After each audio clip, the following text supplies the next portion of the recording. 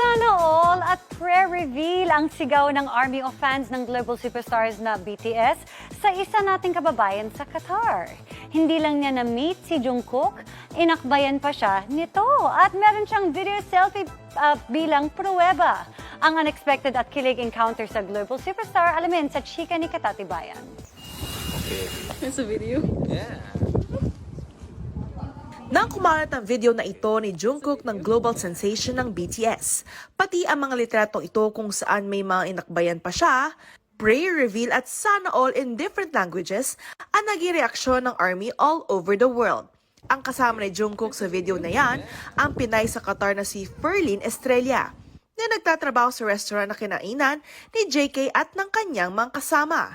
Hindi na nagpaunlak na humarap sa camera si Ferlyn, pero kwento niya sa amin, kuha raw ito noong parehong araw na opening ng FIFA World Cup sa Qatar this weekend kung saan nag-perform si JK. Pasara na raw ang pinagtatrabawang restaurant ni Ferlyn nang dumating doon si Cookie. Hindi raw agad nakalapit si Ferlyn dahil sa hiya at kaba.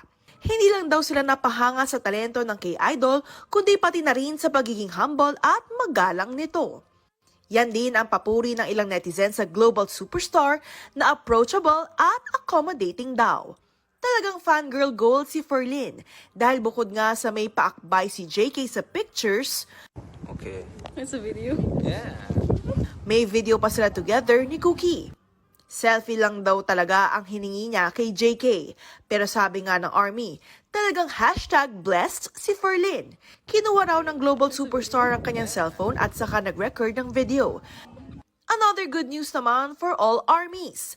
In-reveal na ng Big Hit Music ang 10 tracks sa highly anticipated first solo album na Indigo ni BTS leader RM.